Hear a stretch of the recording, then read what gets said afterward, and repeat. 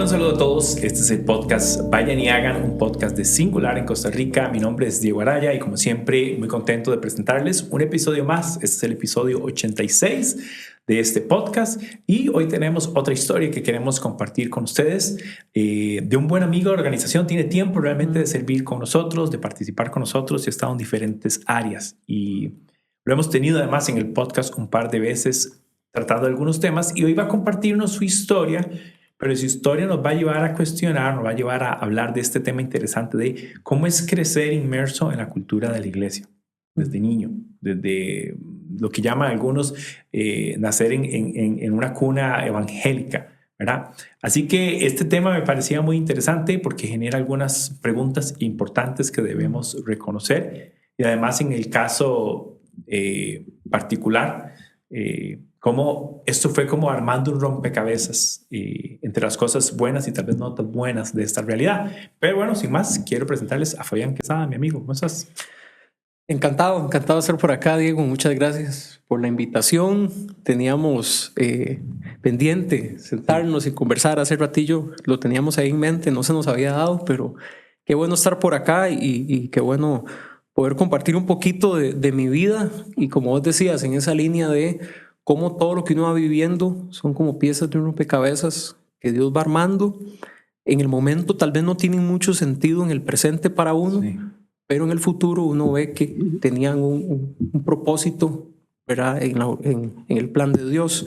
Y en este caso, el crecer en un hogar cristiano, de pequeñito y demás, es como un recurso, es como un regalo que Dios le da a uno, pero que no asegura permanencia, sino que igual hay que vivir en la fe diariamente. Y yo creo que hoy vamos a conversar bastante de eso.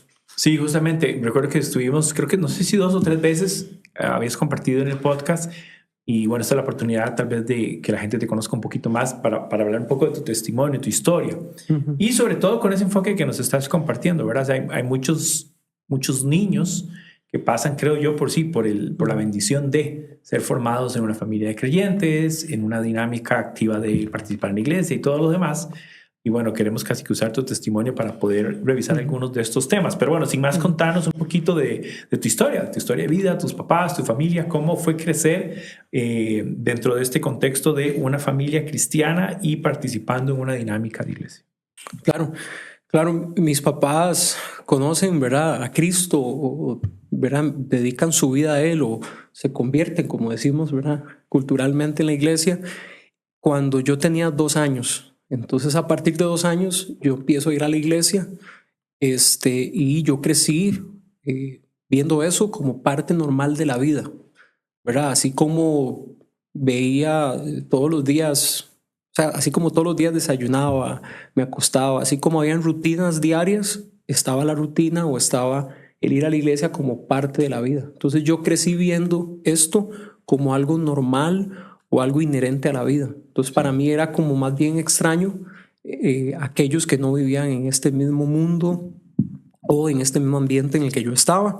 Es vacilón porque mi hermano mayor sí estuvo unos añitos más que yo sin ir a la iglesia, y el menor ya crece en una casa totalmente cristiana y por eso tiene hasta 2 nombres bíblicos y todo.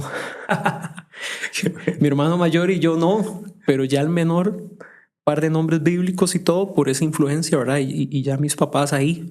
Entonces eso fue como muy característico de mi infancia, ¿verdad? Sí. Como el ir a la iglesia era algo esencial y parte, así como en su momento ir a la escuela, como cualquier otra cosa que un niño cotidianamente hace, ir a la iglesia era parte de... Sí, ¿recuerdas o no sé si sabes los porqués de tu papá y tu mamá acercándose al evangelio? ¿Cómo fue? ¿Sabes esa parte de la historia? Sí, ¿verdad? Mi mamá de un trasfondo, ¿verdad?, católico, ambos de un trasfondo católico, ella conoce, ¿verdad?, una señora que empieza a hablarle de Cristo, empieza a hablarle del evangelio. Ya en mi mamá esto como que empezó a resonar porque mi abuela, ¿verdad?, en Guanacaste, en Cañas, ya estaba también acercándose a la fe.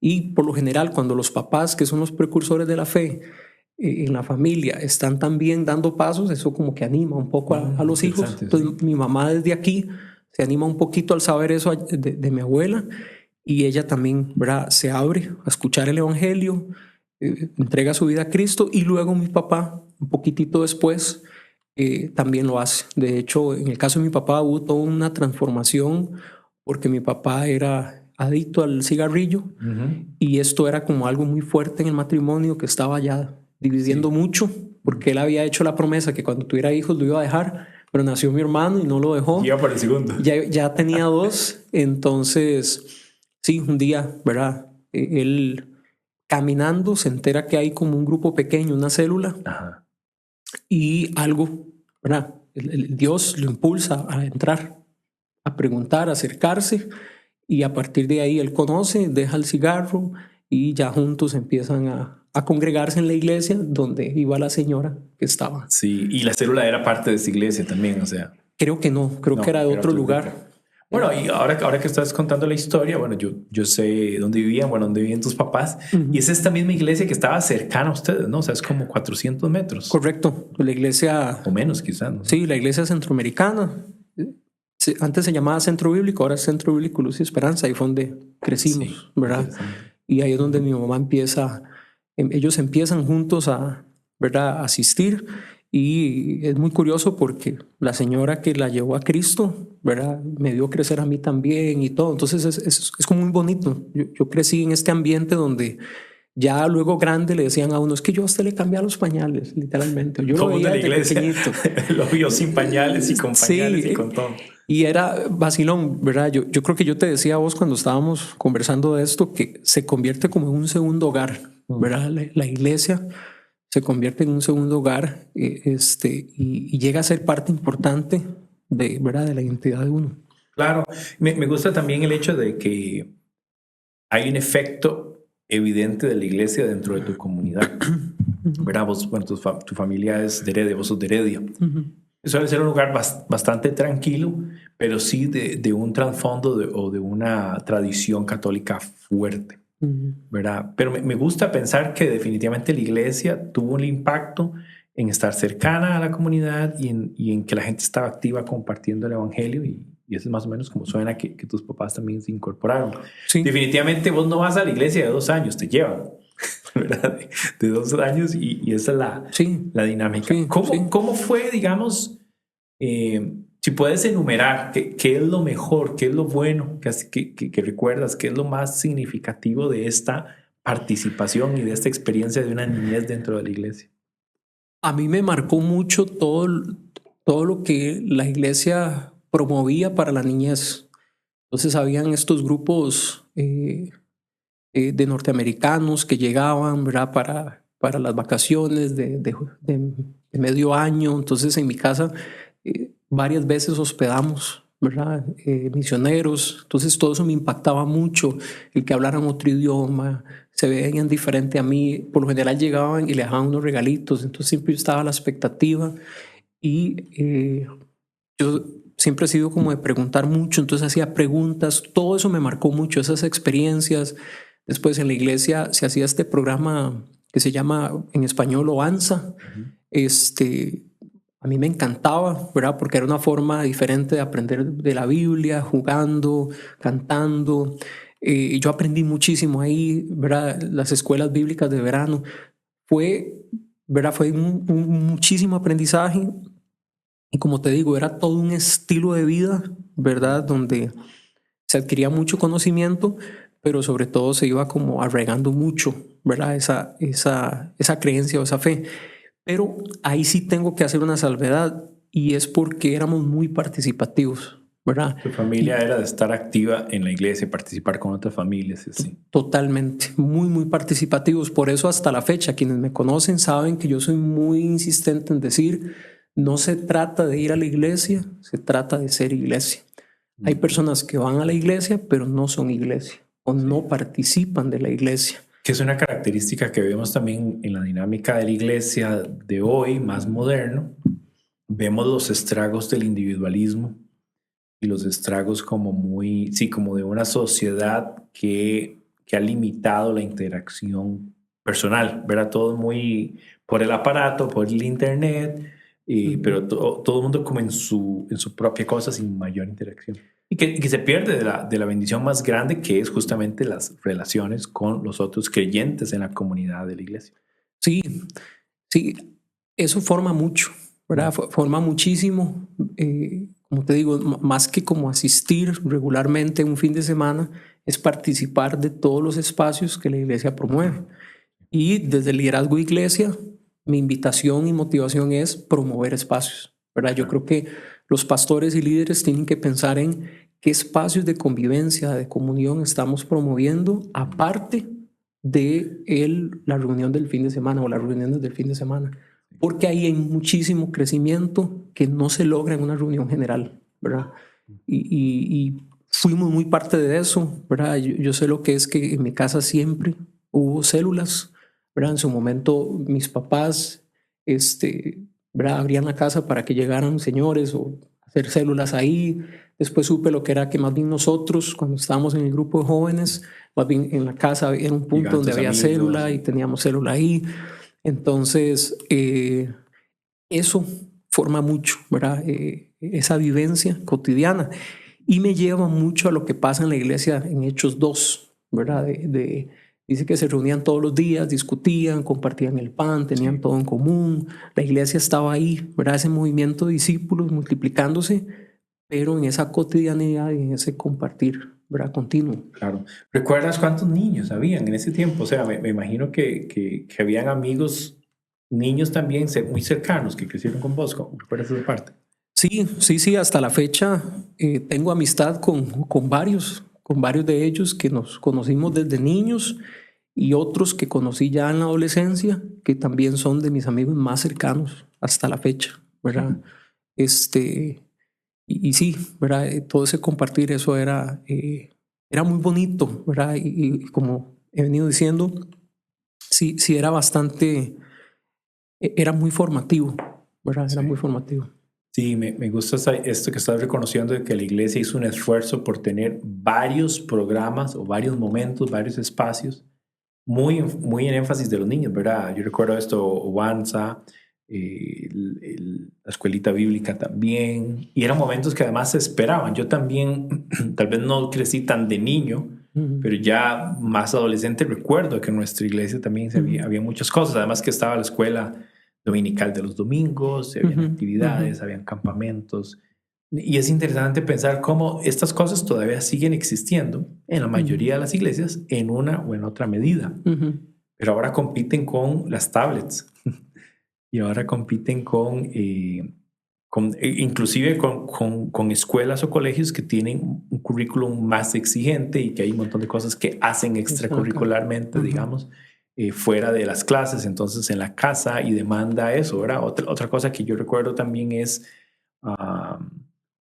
si antes, tal vez hay cambios también en el tema socioeconómico, tema social, dinámica social, pero lo que te decía, hay un hermetismo más grande ahora, familias son más reservadas, los grupos sociales suelen ser más pequeños, y algo que ahora noto, que antes no tanto, era que por ejemplo, las famosas fiestas de niños. Ajá. Yo no recuerdo muchas fiestas de niños en el contexto de la escuela. Ajá. Yo recuerdo las fiestas de niños en el contexto de mis primos, inclusive algunos amiguitos de la iglesia o cosas por el estilo. Pero ahora como papá, yo veo que todos los papás, todos los niños de la clase de mis hijos tienen fiestas, lo cual hace que nuestro horario sea complicado porque entonces sábados y domingos está lleno de fiestas. Y yo no sé también si esto era tan usual antes. O sea, realmente estoy pensando que antes era más entre los de la comunidad. ¿Verdad? O sea, como los vecinitos, tal vez algunos compañeritos de la escuela y la gente de la iglesia. Pero ahora lo que pasa más comúnmente, y tal vez esta es la forma en que yo lo estaba viendo, mis hijos van a cumplir años y van a hacer una fiesta. Nosotros no hacemos tanto, pero digamos, cuando hemos hecho, la tendencia es que ellos escogen a sus compañeros de la escuela para que sean los invitados, y nosotros motivamos a que algunos compañeros de la iglesia también sean invitados. Es otra tal vez variable que antes no era tan fácil de reconocer, pero que ahí hoy está y antes tal vez no. Hablemos un poquito tal vez de las cosas no tan buenas. Javi, estás mencionando cosas buenas, pero que fueron cosas que tal vez hoy reconoces no tan sanas o no tan buenas de también crecer como niño inmerso en la iglesia. Yo creo que esta idea de que la iglesia es tan intrínseco para mí, tan arraigado, tiene, ¿verdad?, también un lado no tan positivo, y es que llega uno a vivir como una especie de burbuja social. ¿Verdad? En la iglesia todo el mundo intenta tratarse bien, ¿verdad? Hasta que ya uno está en el liderazgo, uno se da cuenta que no siempre es así. Pero normalmente todos intentamos estar en armonía, ¿verdad? Es un bonito ambiente, las maestras en la escuelita, ¿verdad? Es un ambiente muy controlado en ese sentido. Entonces uno crece como con un ideal del ser humano, de que el ser humano es muy bueno. Y cuando ya uno empieza a crecer y ya, supóngase ya cuando uno está como en el segundo ciclo, cuarto, quinto, sexto de la escuela, es cuando uno empieza a ver que la cosa no era tan buena, ¿verdad? Que hay maldad, que hay malas intenciones. Y a mí eso me empezó como a costar mucho, ¿verdad? Para mí era como que raro, en la iglesia no se ve eso, ¿verdad? Yo pasaba mucho tiempo en la iglesia, entre semana, fines de semana, entonces yo empezaba a ver esa diferencia, y eso, lo que a veces sucede es que para uno es difícil saber manejar un equilibrio entre participar de lo que puedo participar y hacerme a un lado de lo que no. A mí lo que me pasó fue que tuve la tendencia más bien a distanciarme mucho.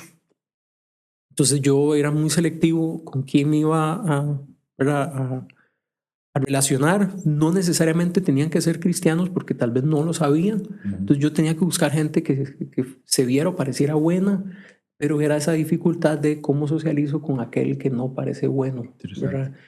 Y ya después, conforme uno va creciendo, se hace también más pesado, ¿verdad?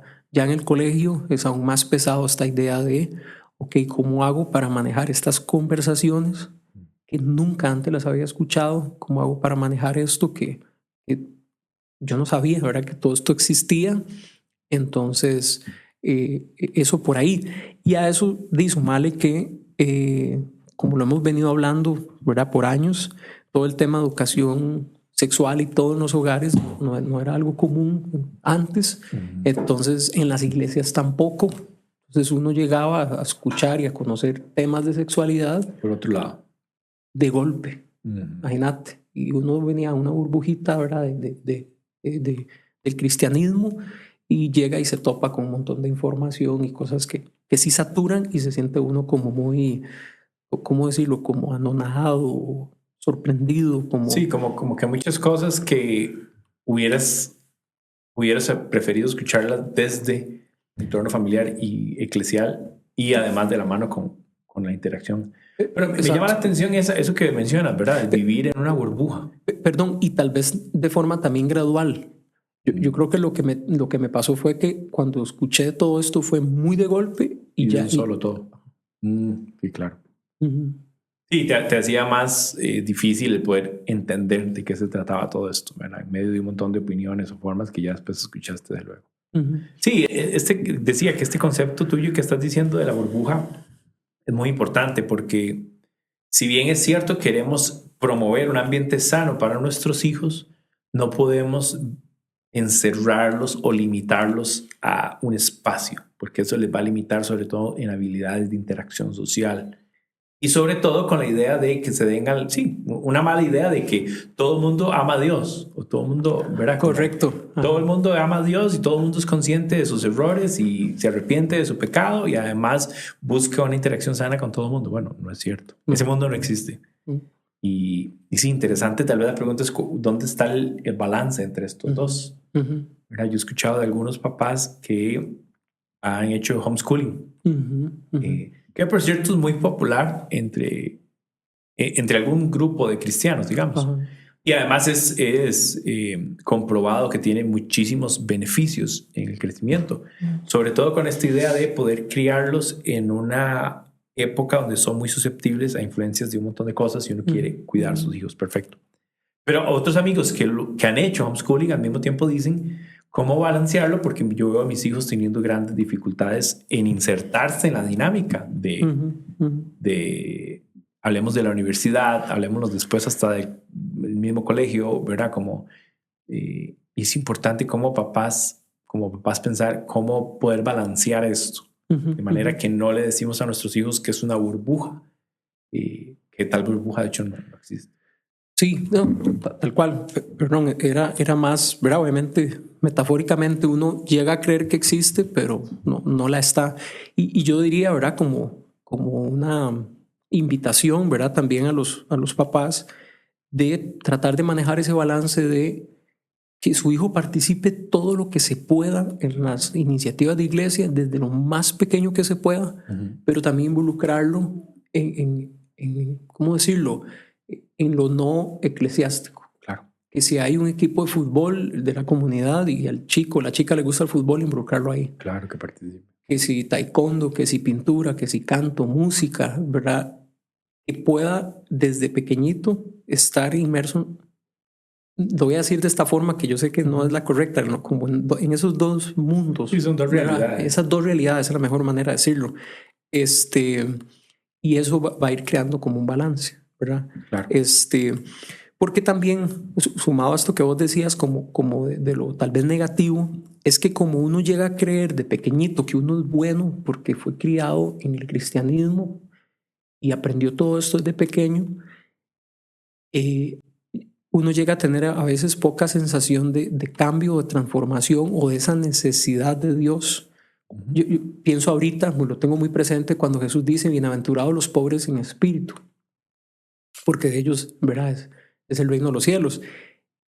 Uno a veces creciendo de esta forma le cuesta más entenderse pobre en espíritu, le cuesta más entenderse necesitado porque creció con el evangelio de pequeño, ¿verdad? Y es parte de su vida, pero es igualmente necesitado de Cristo y de su salvación que alguien que lleva 20 años sin escuchar, ¿verdad?, el evangelio. Y eso sí llega a pesar mucho cuando uno entra a la adolescencia o cuando entra a la adultez temprana, ¿verdad? Sí. Yo me acuerdo escuchar personas decir, yo antes era así y luego hice esto. Cuando yo escuchaba esos testimonios del antes y el después, me sentía extrañísimo, porque yo decía, yo no tengo un antes y un después. Toda mi vida ha sido esto, de creer en Jesús. Pero no siento las emociones o no siento a veces la firmeza, la convicción, esa sensación de gratitud de una persona que se entiende transformada, o a veces no sentía esa necesidad de alguien que se entiende necesitada, ¿verdad?, de Cristo. Sí. Y eso en algún momento llega a pesar, pero al final hay experiencias de vida, errores que uno comete que lo hacen poder vivir, ¿verdad?, también esos periodos de arrepentimiento y de sentir esa transformación. Pero sí es importante también estar abiertos a esa idea de yo necesito cambio, necesito transformación continua. El hecho de que haya crecido en el evangelio no quiere decir que no necesito esto. Sí, que no sea una trampa. En el ejercicio del ministerio para niños se usa mucho el concepto de no asumir la vida espiritual del niño. O sea, nosotros que servimos a los niños no podemos necesariamente, definitivamente no debemos asumir el hecho de que es que como va a la iglesia es cristiano o porque los papás son cristianos él es cristiano, sino más bien yo debo enseñarle tal cual las cosas deben ser enseñadas para que en su momento y con una conciencia plena, entendiendo el evangelio, se vea la necesidad como un pobre espíritu y que acepta y que entiende y que conoce, porque creo que uno de los grandes, de hecho hay una serie de personas que recomienda ciertos libros para niños y otros no. Y la gran diferencia es que este grupo de libros para niños asume que mi niño es creyente. Y estos otros nada más lo trata como un niño no creyente, como lo son todos, ¿verdad? O como nacemos todos con esta necesidad. Y obviamente responden más a la idea de todos somos carentes. No es que yo soy bueno o mi familia es más buena que X o Y, sino que todos necesitamos la gracia de Dios. Vos lo dijiste, es no asumir que es creyente porque me acompaña o lo llevo a la iglesia. Claro. ¿A qué edad vino para vos tu conciencia de arrepentimiento y de pecado y de entender el evangelio? Yo lo puedo ver como en yo puedo ver 4 momentos súper claves. O sí, 4 momentos. Uno fue como a los 7, 8 años. Una de estas campañas evangelísticas proyectan una película sobre el infierno y todo, y ahí entendí, ¿verdad? Que la paga del pecado es muerto, y yo sé que fue mucho a través del miedo, pero ahí este niño conectó con el sentido de había un castigo que me esperaba, pero hubo alguien que hizo algo por mí. Entonces ahí di como ese primer paso de depositar mi fe. Después, durante muchos años, creía que tenía que pedirle a Jesús que volviera a mí cada vez que fallaba, ¿verdad? Pero por lo menos tuve esa primera sensación ahí. Después, como a los 12 años, cuando me bautizo, ya ahí tenía un poco más claro que fue un sacrificio de una vez por todas, y que podía crecer siendo lo más parecido posible a Jesús. Ya ahí yo creo que yo tenía una noción de ser un discípulo, pero de nuevo, nunca había sentido ese antes y ese después. Fue cuando entré al colegio a los 15, 16 que empiezo a sentir esta idea de hay un montón en mí que está mal, que necesito dejar a un lado, y que necesito que Dios lo transforme. Y ahí es donde empiezo a sentir esta idea de hay hábitos que tengo que dejar, hay cosas que tengo que incorporar, necesito una transformación en mí, necesito que Dios me ayude, necesito...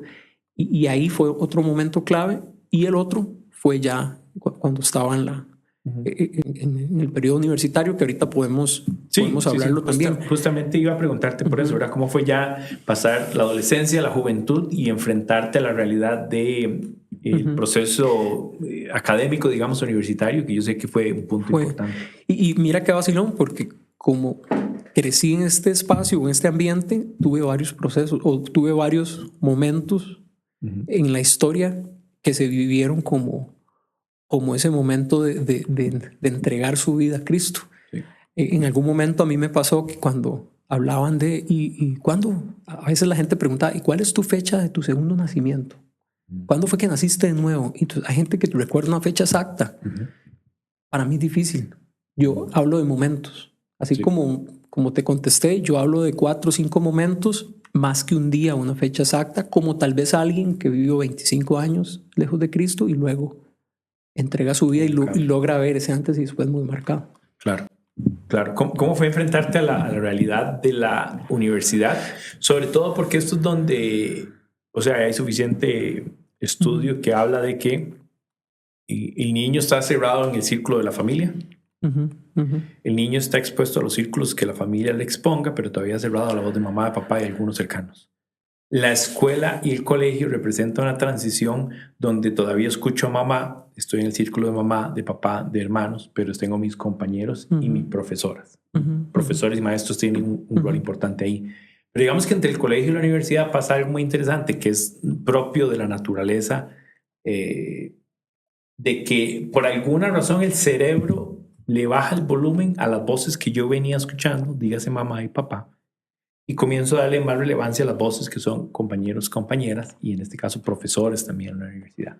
Lo cual provoca para la mayoría de las personas una crisis a veces crisis de identidad, quién soy, qué pienso, qué no pienso, y una crisis también que a veces se asocia con la exploración de otras ideas, otros pensamientos. ¿Cómo fue para vos ese periodo?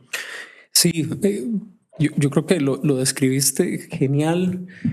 Yo creo que, y es algo que cuando he tenido la oportunidad de compartir con padres de familia, yo digo, desde la vivencia de un hijo, ¿verdad?, que creció en este espacio, no es lo mismo, ¿verdad?, llevarlo a la iglesia, transmitirle una fe y transmitirle una serie tal vez de reglas, de costumbres, que guiar a tu hijo a Cristo, a que tenga una vivencia personal y real con Él, donde este niño o este adolescente pueda verdaderamente depositar su fe en Jesús, que su creencia sea lo más arraigada posible, que sea parte de su sistema de creencias, que sea su credo principal, porque eso es lo que a uno lo va a sostener cuando vaya creciendo. Yo lo que le digo a los papás es, las reglas ya no van a estar. Cuando él esté fuera de casa, las reglas ya no están ahí presentes. Ya su voz no está ahí, ya su presencia no está ahí. ¿Qué va a estar ahí? Lo que esta persona construyó propio. Claro. Y eso fue lo que a mí me ayudó, ¿verdad? Que cuando yo llego a la U, yo pienso que va a ser un ambiente similar al colegio. Yo me presento abiertamente creyente, eso me permite levantar como cierta barrera para que ciertos temas no me los conversen y no me tomen en cuenta en ciertas cosas. Y ahí no funcionó, ¿verdad? Fue todo lo contrario, más bien generó repulsión hacia algunos compañeros, compañeras, más bien generó cierto rechazo.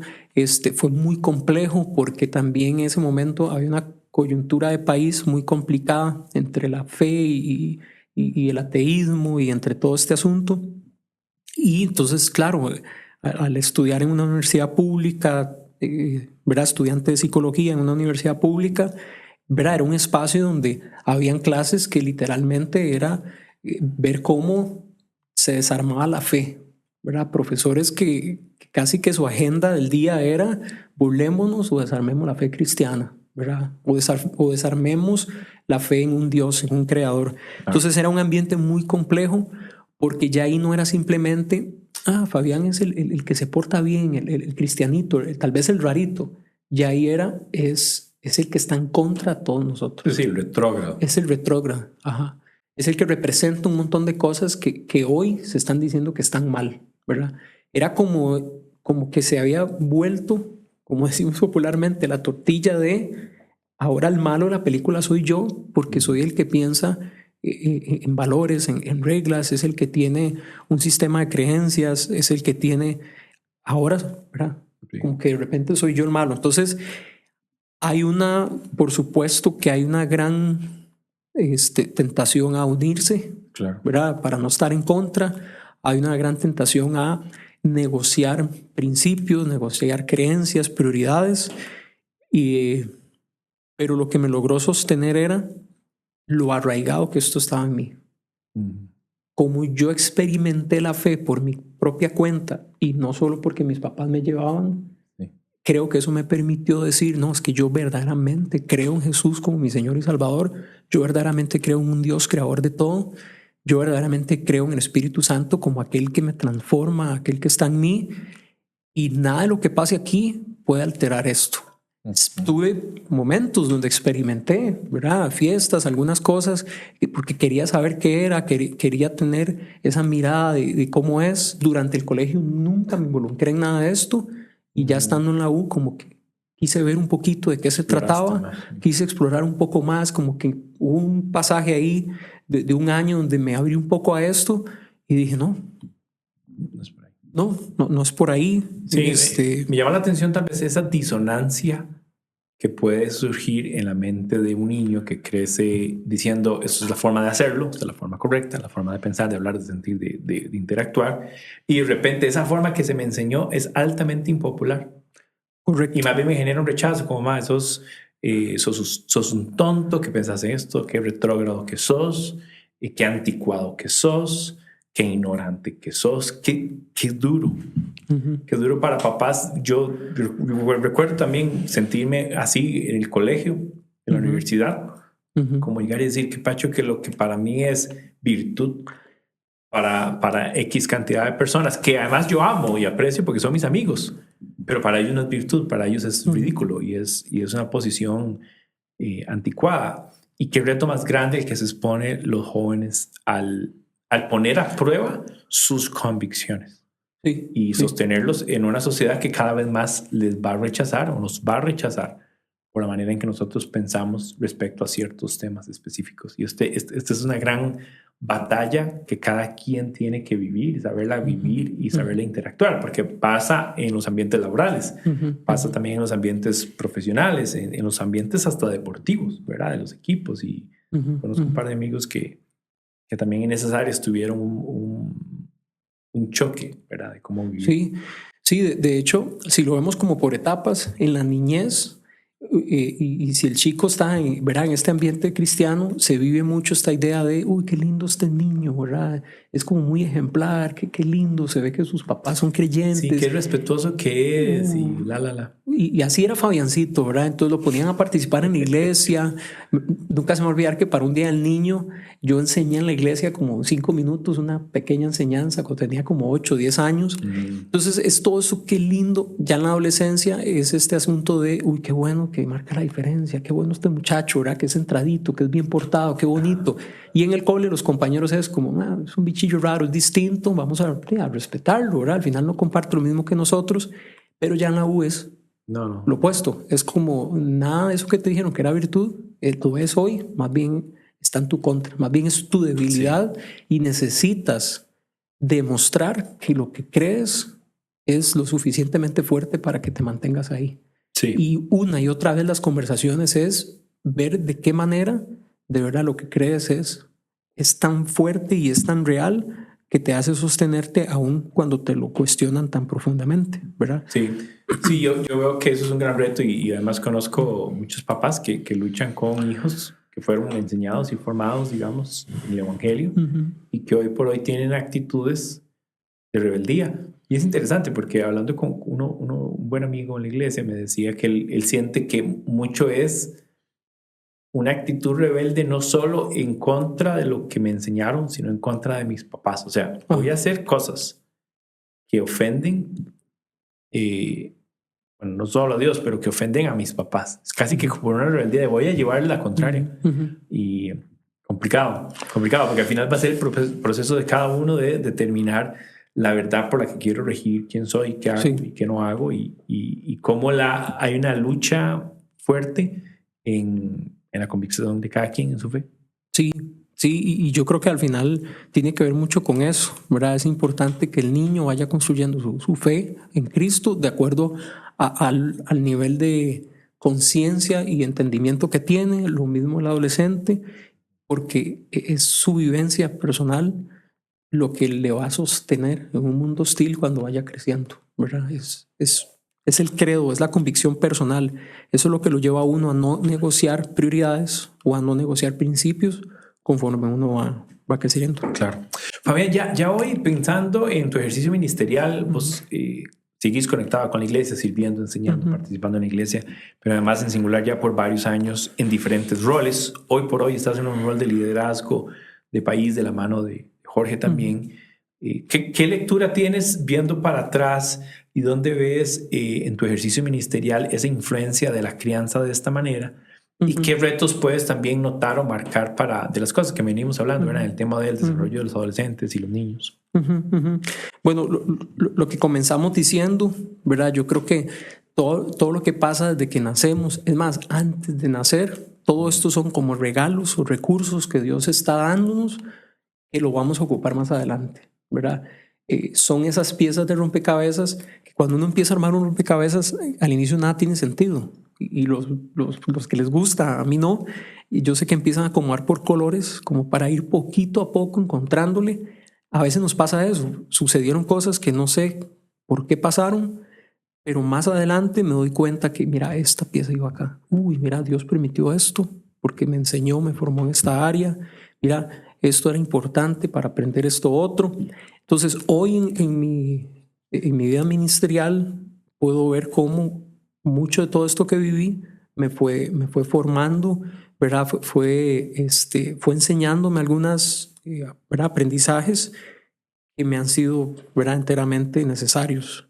Y yo creo que eso lo agradezco muchísimo, ¿verdad? Todas estas experiencias que te contaba desde niño, agradezco mucho porque puedo ver cómo Dios las utilizó para, por supuesto, formar el Fabián que soy hoy, ¿verdad?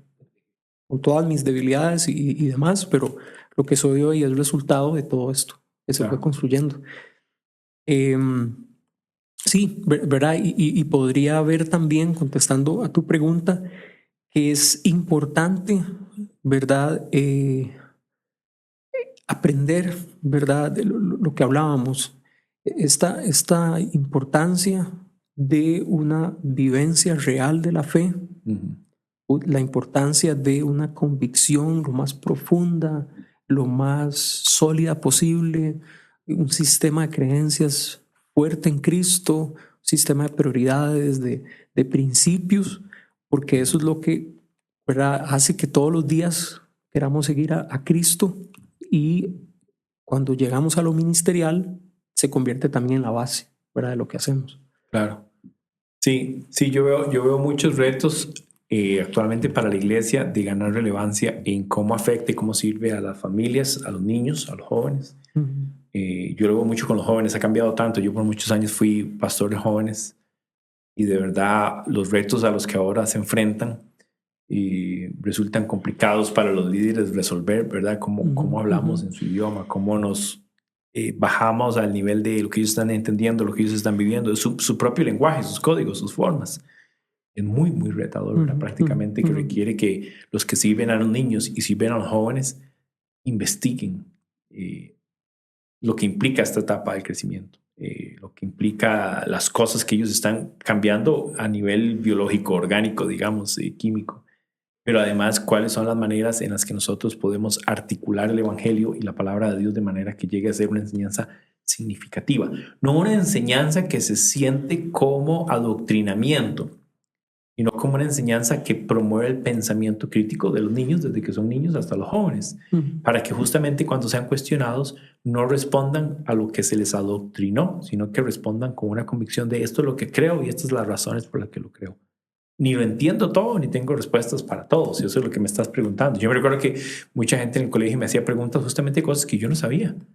Y entonces a veces era difícil decir, bueno, no lo sé, pero el hecho de que no sepa de este aspecto específico no significa que mi fe no sea válida o que no sea significativa o que esté sentada sobre nada. No, yo conozco a Cristo, yo conozco el evangelio, conozco de qué es. Y además puedo evidenciar en mi vida la necesidad que Él viene a suplir y porque es crítico para mí yo creer en este evangelio.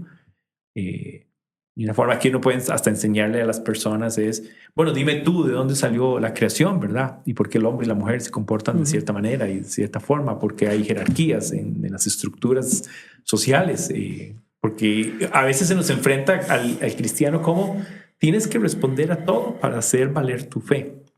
Pero nunca le preguntamos al no creyente o al ateo, bueno, respóndeme todo para hacer valer tu posición. Correcto. Porque ellos no tendrían tampoco, como no es un ejercicio de quién sabe más y quién puede responder a más, pero sí cómo podemos articular la fe de una manera sostenida. Fabián, ¿cuáles son retos? Hablando de esto, tal vez para ir aterrizando, ¿cuáles son retos a la vista de los que dedican, o de los que dedicamos nuestra vida al servicio de la iglesia y al enfoque ministerial? Sí, yo creo que un reto es la claridad en el enfoque ministerial, ¿verdad? Estar claro o tratar de estar claro en qué es lo que Dios quiere que yo haga, ¿verdad? Algo que aprendí hace unos años que me ha marcado e intento vivirlo, no siempre lo logro cumplir, es esta idea de tratar de identificar dentro de todo lo bueno la voluntad de Dios, ¿verdad? Alguien decía una vez, no todo lo bueno es el ministerio que Dios quiere que usted haga. No todas las puertas abiertas las abrió Dios, ¿verdad? Entonces, sí, cuando uno dedica su vida al ministerio, ya sea por medio de una organización o en la iglesia local o en las dos, ¿verdad? Uno tiene que identificar que no toda buena oportunidad que se abrió es lo que Dios quiere que usted esté haciendo ahí. Y para eso es importante todo lo que hablamos. Toda la historia de vida, yo creo que Dios la va a utilizar para enseñarnos cuál es ese llamado o qué es esto que Él quiere que nosotros hagamos. Recuerdo que cuando yo estaba terminando la U, me encontré con la pregunta de ¿ahora qué voy a hacer? ¿A qué tipo de psicólogo quiero ser? ¿A qué me quiero dedicar? ¿Quiero seguir estudiando? ¿Quiero optar por un posgrado? ¿Quiero hacer una pasantía fuera del país? ¿Qué quiero hacer? Y nada de las opciones me llenaban. Nada de lo que yo imaginaba me llenaba. Yo había soñado con ser profesor universitario, había soñado un montón de cosas y en ese momento, cuando estaba a punto de terminar, nada de esto me llenaba y sentí así como en las películas que le pasa a uno, ver un montón de imágenes y empiezo a ver ese montón de piezas del rompecabezas de un montón de experiencias buenas y malas que viví, donde Dios me decía, es que todo este tiempo te he estado formando porque quiero que te dediques al ministerio. Y psicología, ¿qué hago? Lo vas a utilizar. Y hasta la fecha no ha habido día en donde Dios no me permita utilizar esta herramienta de la psicología en el ministerio. Entonces yo creo que hablando de enfoque ministerial hay que entender que toda la historia de cierta manera nos va a ir dando pistas de cuál es el enfoque ministerial que Dios quiere que yo tenga hoy. Entonces yo invitaría a las personas a revisen su historia, los recursos que Dios les ha dado, las oportunidades, las experiencias, los desiertos, y todo eso nos va guiando hacia qué tipo de ministerio o enfoque Él quiere que desarrollemos. Y bíblicamente lo podemos ver en David, Pablo, Samuel, montones de personajes. Vemos que su historia tiene que ver con el llamado luego para ellos. ¿Qué más, verdad? Yo creo que lo que hablábamos varias veces, defender prioridades y principios, eso es algo que es un reto cuando servimos, no negociar principios y no negociar las prioridades, ¿verdad? Creo que la evaluación constante es importantísima, estar constantemente evaluando. Nos dicen que lo que uno no evalúa no lo mejora, ¿verdad? Claro. Yo creo que también entender que hay una transformación continua del carácter, o más bien lo voy a decir diferente, debe suceder una transformación continua del carácter, ¿verdad? No puedo dejar de crecer en mi carácter, no puedo dejar de parecerme a Cristo. Yo voy a dejar de parecerme a Cristo o este proceso va a culminar cuando Él venga. Antes de eso siempre va a tener una distancia en parecerme a Él. Entonces no puedo dejar de crecer en mi carácter. Yo lo he dicho varias veces, me cuesta mucho coincidir que una persona que tiene X años en la fe cristiana y cuando usted habla con ella y la ve expresarse y le ve manejar sus emociones y le ve tomar decisiones, uno dice, uy, ¿y Cristo? ¿Qué ha pasado durante todo este tiempo? Que su carácter no está siendo transformado. ¿Qué es lo que ha sucedido? ¿Cómo se ha estado viviendo esa fe cristiana al punto de que está pasando con su ser? Y yo creo que si servimos a Dios y lo estamos haciendo con la mayoría de nuestro tiempo, nos estamos dedicando a eso, esa transformación del carácter me parece un requisito, ¿verdad? Claro. Esencial. Una evidencia importantísima. Sí. Sí, ¿verdad? Sumaría también, sin duda, esa permanencia en Jesús, ¿verdad? Dependiendo en Él, tratando de ser como Él, puesto los ojos en Jesús, el autor y consumador de la fe, ¿verdad? No despegar la vista de Él y que ese sea el norte, ¿verdad? El norte inicial y final que vamos a perseguir. Yo creo que esos son como algunos retos que he ido aprendizajes. Algo esencial es liderar en una actitud de servicio constante, ¿verdad? Es muy trillado, como se ha dicho, pero esta idea de un liderazgo, un líder que lava pies. Sí.